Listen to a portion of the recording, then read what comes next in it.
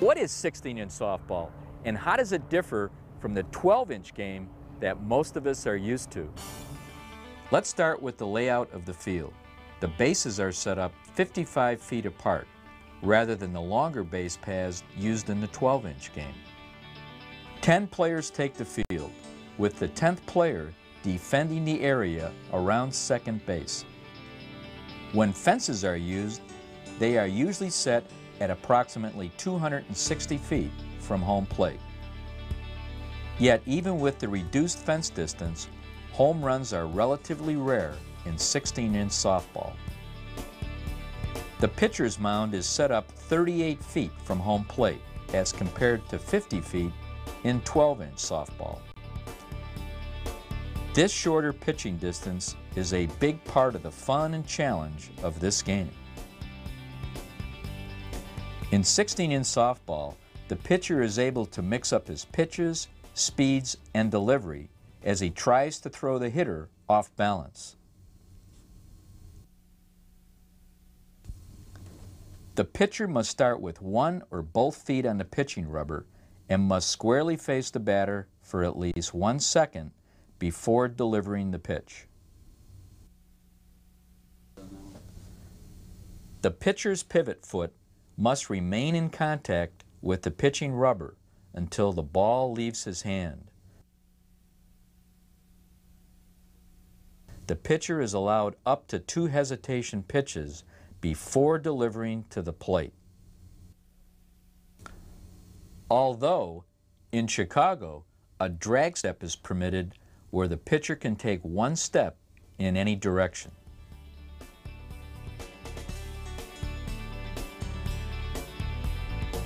The pitch must have a perceptible arc of at least 6 feet, but it cannot be delivered with an arc of more than 12 feet.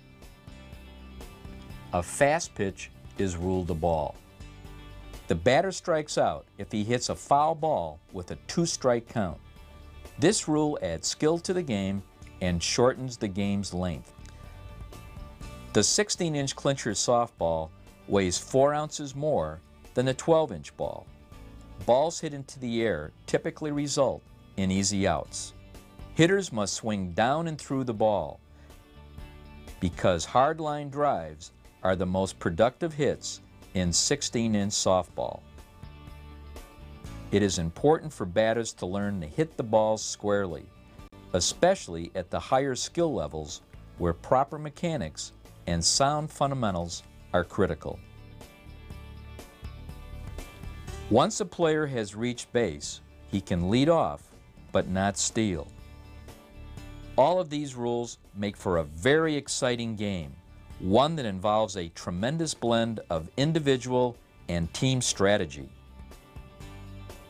One of the great things about 16-inch softball is it's not dominated by home runs or high-scoring games. As a result, placement hitting is the key to the game rather than pure power. And what people love about this game is the strategy it requires. Defensive play is particularly interesting. The pitcher is the key. He sets up the defense. As the team quarterback, he adjusts the positions of the fielders according to the batter and the pitch he plans to deliver. These strategic shifts are vital to the team's defensive play. The pitcher also controls the tempo of the game.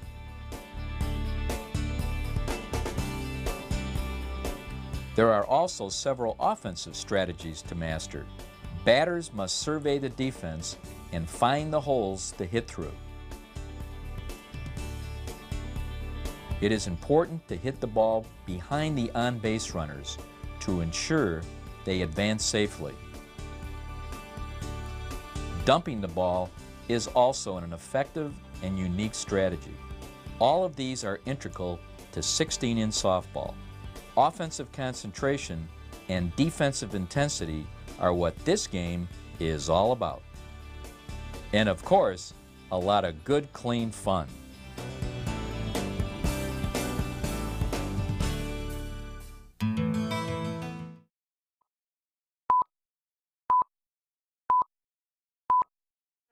Brian Keeney, or is it Stan Hack? Looks like Cack Wilson. 2 outs here, top of 7. Primetime leading 5-2. Both teams come in 6-1.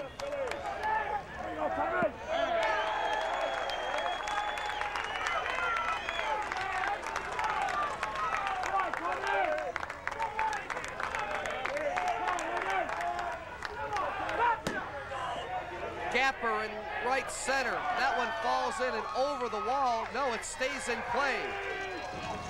Runner going to third, in there with a stand-up triple, keeping things alive for Carpet Country. That ball was tagged. That ball was launched, and they're not giving up. Everybody else thinks that this is it for them, but that ball was hammered. 2 outs in the top of 7. Oh, good try out there by the second baseman, but it's another base hit. Art Buechele trying to make the play out there and almost came up with it. We got a guy down, and this team's starting to cramp up. I said this was the fresher team with the younger guys, and these are the guys going down. This is the second guy to go down now. We had Barnes go down earlier. 2-1 now. Runner on first, tying run at the plate. McCune with the shot to the gap in left center. Randy Russ grabs it. Here comes the runner around. Wow. He will score 5-4 with the tying run on second. This team has yet to give up all this with 2 outs. With 2 outs, they scored 2 runs, and they're 1 hit away from tying this baby up. Rick Barnes. And this is a kid now. Will stand in. Now he's got a bit of a cramp as well. He's now what do you do here? You got time to throw this guy out with the groin pull. He's 2 for 2 with 2 doubles.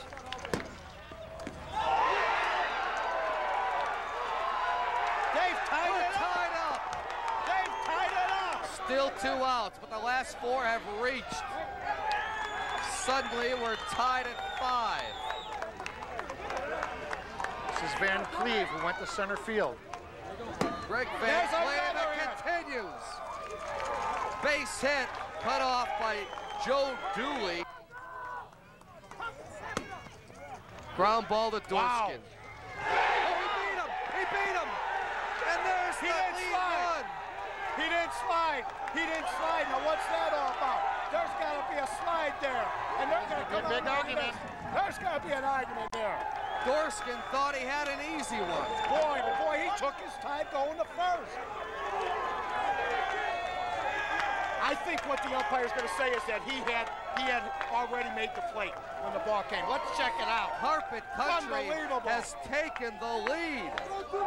And Dorskin, what was he thinking? He took his time. What are you doing? There. He played him so deep, and the kid never else. Now watch. Let's see if it's a bang-bang play. He's already across the plate. He's already across the plate. Here comes the throw. Oh, no, get down. He's there. He's there at the same time. It was a bang-bang play. Rick Barnes scores the lead run for Carpet Country. With 2 out. And they lead it now 6-5. The unthinkable. 1 out away, and it's got to hurt. Still 2 outs. Top of 7. Hey, they got men in second and third. Another hit. They're finished. Primetime could be finished. This is Scott Jakey with 2 outs. Fly ball, wouldn't you know it, Randy Russ is under it. That's it. But Carpet Country comes up with 4 runs to take the lead. And the Miller Lite ASA Super 16-inch National Championship is sponsored by the Miller Lite Beer, the Miller Brewing coming into Chicagoland Distributors. Well, here we go now. Bottom half of the 7th inning. I don't have this guy down, and I'll tell you why. He's got no foot speed. He's talking about Egg Zarnik, who stands in. He's a great player, but I'll tell you what. 0 for 1 today. He doesn't have, I don't think, the speed. Do they have somebody that has some quickness over there, George? It's now or never, and Lenny Nuzzo's done a good job for him. Up the middle, he got it. 1 out. Kirk Kuhn snaps it out of the air. Boy, oh boy. Okay, guys, they're going to pinch hit here for Mark Forgetto, Jimmy Garrick. Jimmy Garrick, number 26, is going to pinch hit here. Jim Garrick, 1 out. I go down the line here. I try to go down the third base line here. Make the guy make the play or try to get over the third base. Get out. Deep to left. Craig Hughes is there. 2 outs. And now prime time down to their final out. Dooley's going to come up. I think Dooley can get a hit here, George. At the plate now for prime time. Well, he's number 11 in the lineup. He's a great young star. A lot of pressure on his shoulders. If he comes through, my hat's off to him. This is Joe Dooley. They're a great left fielder. Everything comes down to this. 2 outs here, bottom of 7. Prime time down to their final out. That's it. That's it. Kurt Hughes grabs it, and it's a mob scene. It looks like the Little Wayne World Series. And you know what? It's the big...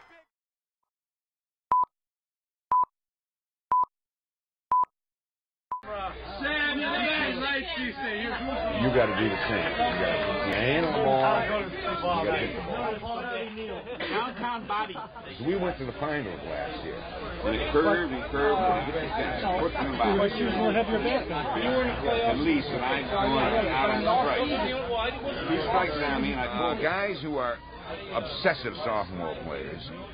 They want a game. Every minute they want to play.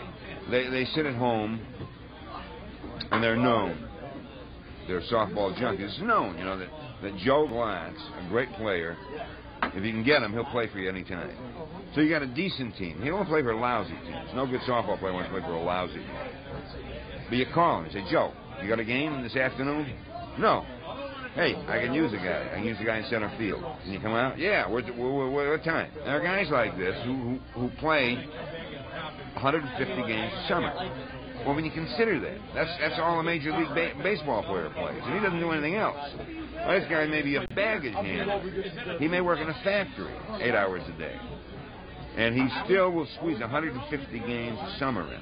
Every day after work he will play because he loves it. He loves it. He loves that moment when the bat hits the ball and he gets the fast jump in center field and he's moving and he leaps up and makes that over-the-shoulder catch. I mean, that's it. It's the fun. It's the fun of the game. If you work for the state of Chicago Police Department, it's very easy to put together a great team. All cop teams are good teams because they're made up primarily of native-born Chicagoans who play softball, macho males, and it's easy to put out a good company team. If you play for a company like mine that has a very relatively small number of people, and a lot of them are Ivy Leaguers who aren't very good at softball because they don't want to hurt their hands, then it's very hard to put out a good softball team. So my team is not a pure Sun-Times team. No, I admit there are people on my team who may not work for the Sun-Times. I mean, a ringer is somebody you bring out, a special player you may pay for a money game. Well, we don't have guys like this. And my ringers are really, my best players are not ringers. I mean, the best player on my team is obviously me, and I'm not a ringer. But I do have a couple guys who don't earn all their income working for my newspaper. The greatest team 5 years ago in America was a team called the Strikers. They were the defending national champions. They were the greatest team you ever saw. And so one weekend, the following year, their manager, who was also my chief ringer, called me and said, we need a pitcher this weekend. I said, who needs a pitcher? Hey, Sammy, get around. So I said, you need a pitcher? Me? She says, yeah. We're in a big tournament, important tournament. We got to have a pitcher. So I went out, and here I am, pitching for the Strikers against a super team. Because they played nothing the super. The super teams all play super teams. And we won. We played another game in the afternoon. We won. Now we got to play in the evening. And I'm high. Woo, I'm high. Because I'm not only pitching, but I'm hitting. I was 2 for 3 in both games. So we go out that night and we win again. Oh man, no, I did it. I pitched for the Strikers. Well, we went out and had a few drinks. Now my family's in Wisconsin. I have a summer home in Wisconsin. So now I got to go from the suburb to Wisconsin. I don't know how to get to Wisconsin, the suburb. So we have a few beers, and I take off to Wisconsin, and I get lost. And it's very easy to get lost in Wisconsin. Wisconsin all looks alike. So I'm driving around, and I see this sign that says Roadhouse. Pull in, go, and I want directions. While I'm there, I have a drink. Got my uniform on with a jacket over it. A striker's uniform. World champion striker. So I got my jacket on. So I go and have a drink. And I ask the guy for directions, give me directions.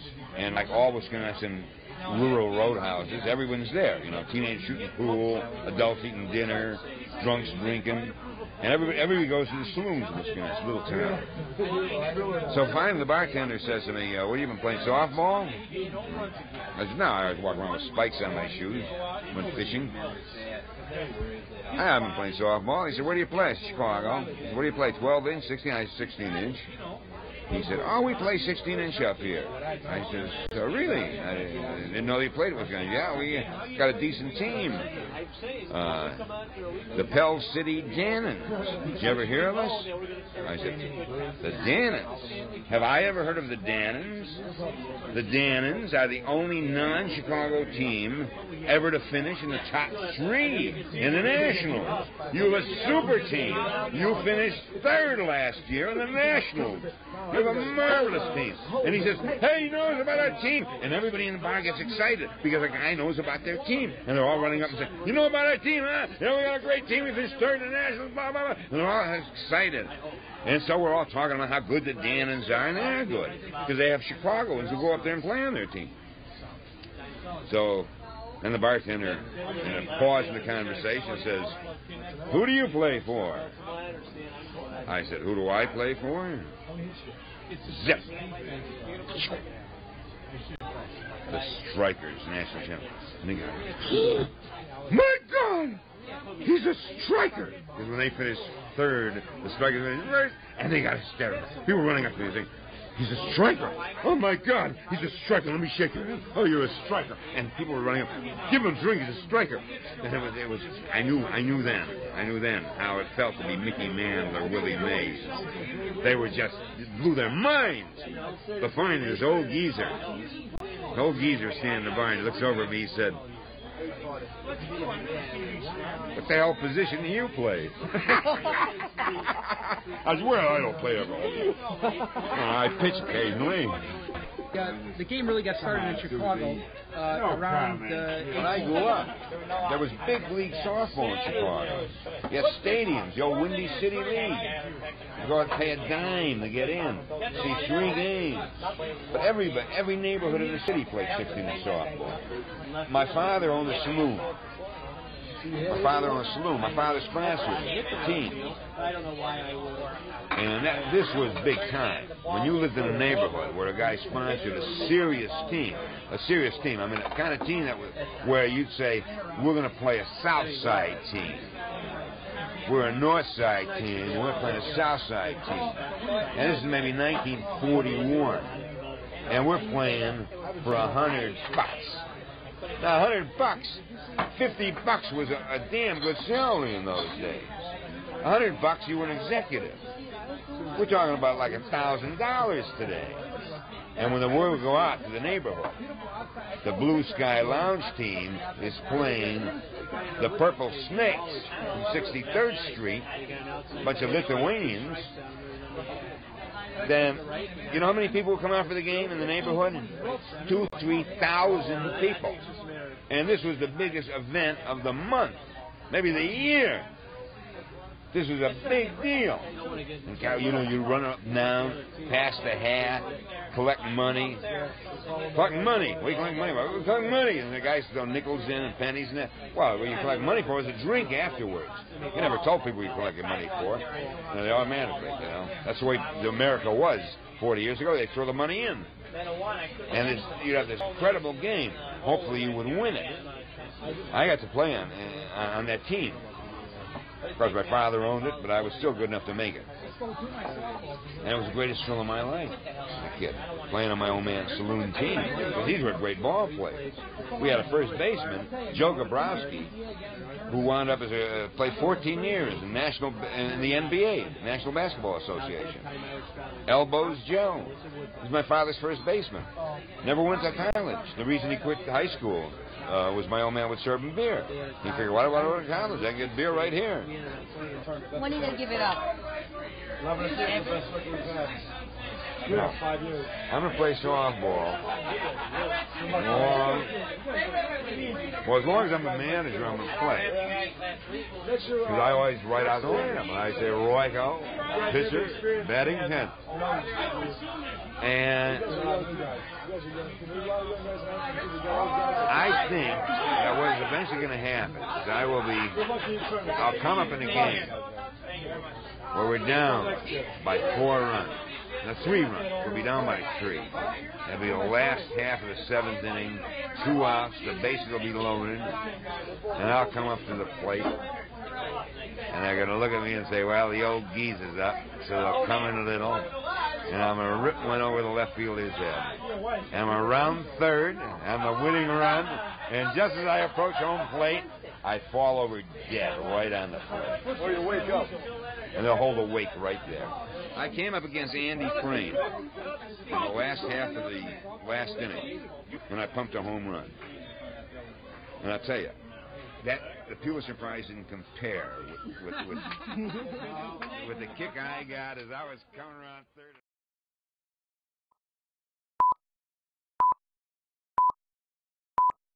Rugged play and long drives at an affordable price. While the ball is the center of activity on the field, the S10 is the focus after the game. With an optional third door providing easy access for bats, balls, and that occasional sprained ankle victim. If only the ball was this big in the pros.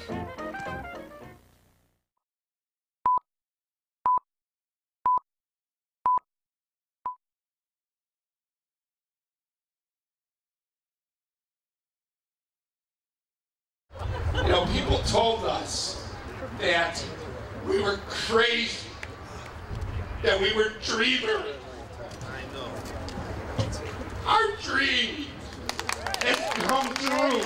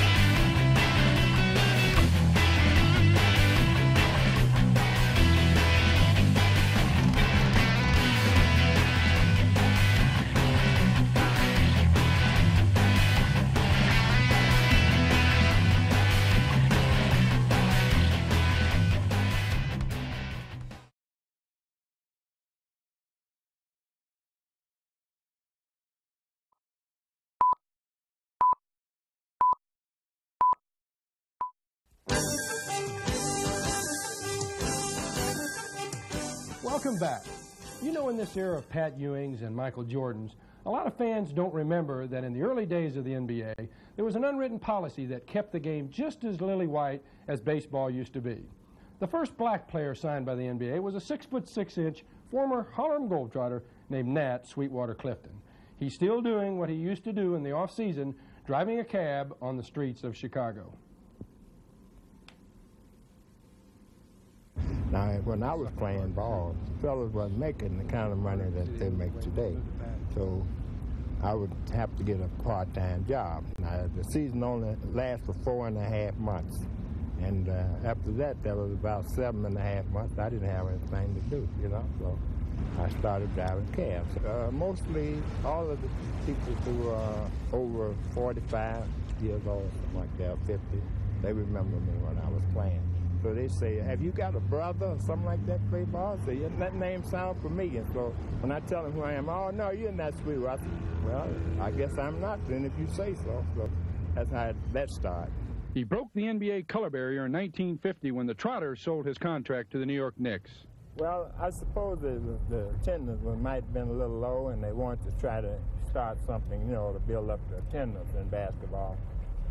And the Globetrotters was a big draw, and I was one of the guys that, you know, was supposed to be one of the stars. So I guess they wanted me because I was big enough. The other guys, they could have chosen Marcus Haynes or maybe Goose Tatum if they could have gotten them, you know. And I don't think Abe could afford to let them go now because Goose was his comedian and Marcus was a distraction as a dribbler. He played 7 years for the Knicks and coached Joe Lapchick. He was known as a rebounder and defensive player, but he could score points too, whenever he was given the opportunity to shoot. You see, I was 9-1. Everybody else was white. I was the only black on the team. I was the last one to find out anything, last one to hear anything. But other than that, Joe was a great man. He treated me nice as a gentleman, but I always give Joe respect. Now, what he mean by discipline, what he want me to be, I don't know. I did everything he told me to do. He's telling me to go to the corner and stand over there. That's what he want me to do. That's what I do. That's why I wasn't a great scorer in the NBA, because I played the system, what he wanted to do. But Sweetwater has no bitterness, no hard feelings toward the NBA. Not even when he talks about the pension money he played for, but never got. When we were playing the All-Star game, we was understood that it was supposed to be for the players' pension, you know, so that was the idea for everybody playing there. So I didn't know, I don't know how it came about that maybe the league got a little short on finance and they probably used the money for that, you know, for some of the teams to keep them going, you know. And the probably was intending to put it back, but I don't know what happened there. Just one of those things. He still lives in this South Side Chicago house that he bought for his family back in 1950. Family is important to Sweetwater. I had a terrific job offered to me in New York by Gulf and Western, you know, a big building that they built on downtown there, and offered me a good position, but I couldn't take it because I couldn't leave my family. I got my mother here and kids and everything. Well, they're not kids now because these are their kids, our kids.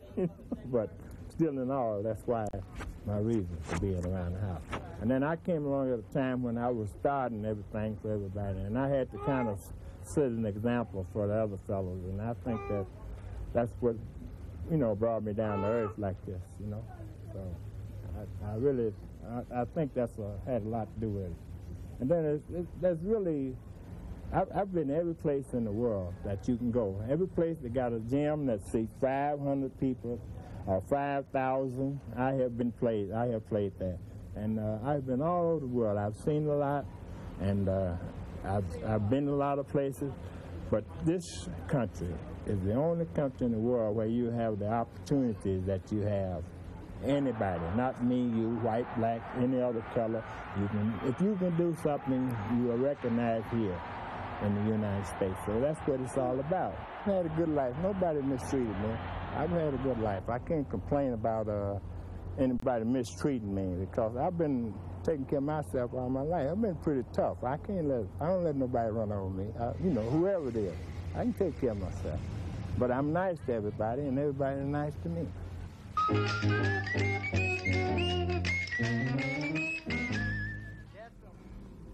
John, as an NBA player yourself, how do you feel about the idea of extending that pension to include fellows like this, Cousy, Mike, and... Jack, it is one of the shames of the NBA. The pension only goes back to 1965. You have to draw the line somewhere, but you think in the era of million-dollar contracts and an average salary of $350,000 that we could do something for these guys. You know, they're negotiating quadruple the money for TV money in the following years from now forward, and I'd like a little bit of that myself. But here's a guy in Sweetwater, Clifton that played years ago, didn't make a lot of money, doesn't have the good pension plan, but there's no bitterness. He's chosen his lifestyle. He's chosen to drive a cab because he wants to stay close to his mother, close to his family, and live in Chicago. You know, he was a fine baseball player. Bill Veeck wanted to sign him, but Abe Saperstein, before he could do it, sold his contract to the New York Knicks. How do you guys think he got his name, Sweetwater Clifton? Because of that disposition? Great guess, because of the kind of guy he is, but it's from his love for soda pop.